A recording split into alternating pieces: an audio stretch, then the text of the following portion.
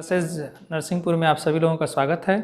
एक बार पुनः मैं इतिहास के हड़प्पा सभ्यता नामक चैप्टर को लेकर प्रस्तुत हूँ और आज हम जानेंगे कि वास्तव में हड़प्पा सभ्यता क्या थी और इसकी खासियत क्या थी, जिसे हमें अपने सिलेबस में पढ़ना बहुत ही आवश्यक है, चूँकि भारत के इतिहास को समझने का एक मूल आधार भी हड़प्पा सभ्यता को माना जाता है। चूँकि हड़प्पा सभ्यता को जानने से पहले हम ये जानेंगे कि वास्तव में इतिहास है क्या। तो इतिहास मूल रूप से 3 शब्दों से मिलकर बना है, इति, ह और आस, जिसका अर्थ है ऐसा निश्चित रूप से हुआ। यानी इतिहास में जितनी भी घटनाएं लिखी गई हैं, जिसे हम पढ़ते हैं, वो निश्चित रूप से ऐसा हुआ होगा, तभी आज हम उसके बारे में जानते हैं और अपनी सभ्यताओं और संस्कृतियों के बारे में पढ़ते हैं। तो हम देखते हैं कि हड़प्पा सभ्यता ईंटें, मनके तथा अस्थियां, ये क्यों आवश्यक है इसको पढ़ना। तो सबसे पहले ये बात है कि प्राचीन इतिहास में, चूँकि हमारे इतिहास को 3 भागों में विभाजित करके पढ़ा जाता है, तो ये प्राचीन इतिहास का एक बहुत ही महत्वपूर्ण टॉपिक है। तो इसमें सबसे पहले हड़प्पा सभ्यता की बात आती है। तो हड़प्पा सभ्यता क्या है? चूँकि हड़प्पा सभ्यता इसका नाम क्यों पड़ा, तो नामकरण के संबंध में हड़प्पा सभ्यता इसका नाम इसलिए पड़ा चूँकि जब सर्वप्रथम उत्खनन के द्वारा उत्खनन का कार्य चल रहा था, तो उस समय हड़प्पा नामक स्थान की खोज हुई थी, जो काफ़ी प्राचीन स्थल है, जिसे प्रागैतिहासिक स्थलों में गिना जाता है। तो सबसे पहले हड़प्पा सभ्यता की खोज हुई थी, इसलिए इस सभ्यता का नाम हड़प्पा के नाम पर ही रख दिया गया, हड़प्पा सभ्यता।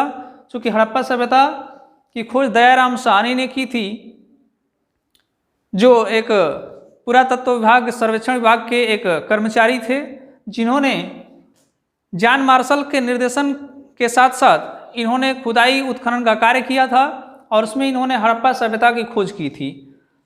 चूँकि इनके खुदाई का वर्ष 1921 में है, तो इस हड़प्पा सभ्यता की खोज से पहले पूरे विश्व में या हमारे पूरे भारत में ऐसा माना जाता था कि जो मिस्र की सभ्यता है, मेसोपोटामिया की सभ्यता है, जो चीन की सभ्यता है, उन्हीं सभ्यताओं को हम काफ़ी प्राचीन सभ्यता मानते थे।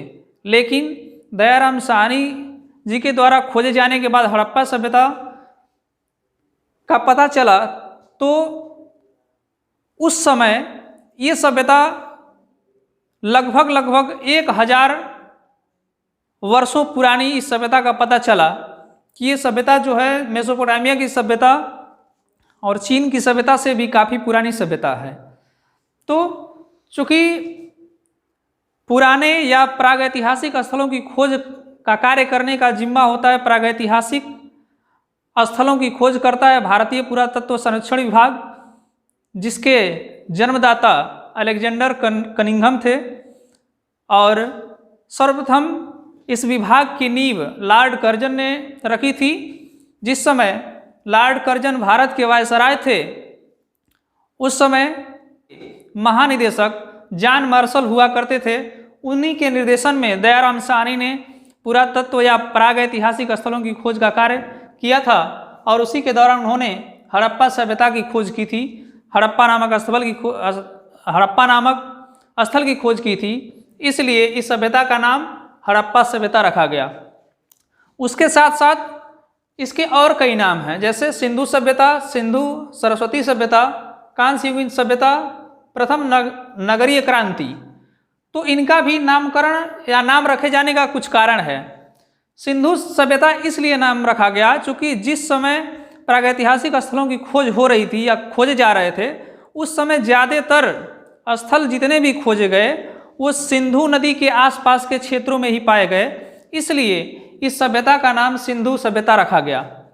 उसके बाद सिंधु सरस्वती सभ्यता नाम इसका पड़ता है, तो इसका भी मुख्य कारण है चूँकि सिंधु नदी और गंगा नदी के बीच में जो पहले सरस्वती नदी बहती थी, जो आजकल प्राय विलुप्त चल रही है, तो इस कारण से चूंकि जितने भी स्थल खोजे गए सिंधु और गंगा के बीच के क्षेत्र में जो सरस्वती बहती थी उसी के आसपास ज़्यादा पाए गए। इसलिए जितने भी इतिहासकारों ने देखा तो उनका मत था कि नहीं, इसका नाम सिंधु सभ्यता ना होकर के सिंधु सरस्वती सभ्यता होना चाहिए, और इसका नाम परिवर्तित हो जाता है।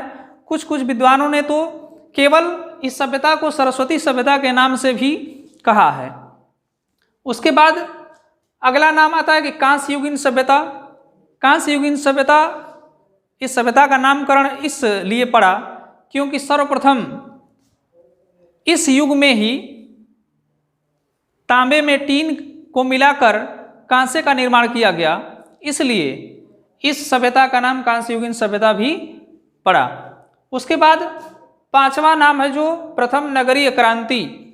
चूंकि यह सभ्यता इतनी विकसित थी, इसके नगर इतने सुव्यवस्थित थे, इसलिए इस सभ्यता को प्रथम नगरीय क्रांति का नाम भी दिया जाता है।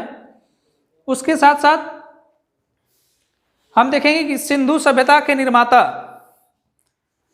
चूंकि सिंधु सभ्यता की बात हो रही है, तो वास्तव में सिंधु सभ्यता को बनाने वाले या निर्माण करने वाले कौन थे?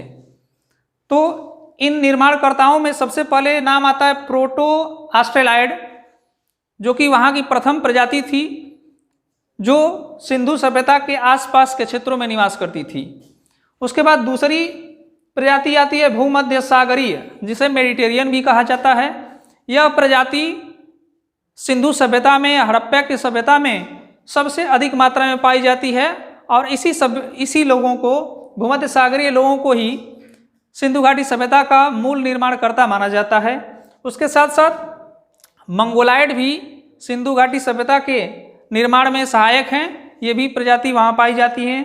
और चौथे प्रकार की जो जाति है वो है आपकी अल्पाइन, और यह जाति भी प्रायः भारत के दक्षिण भारत में पाई जाती है, और इन्हीं जातियों को भारत के सिंधु घाटी सभ्यता के निर्माण में सहायक माना जाता है।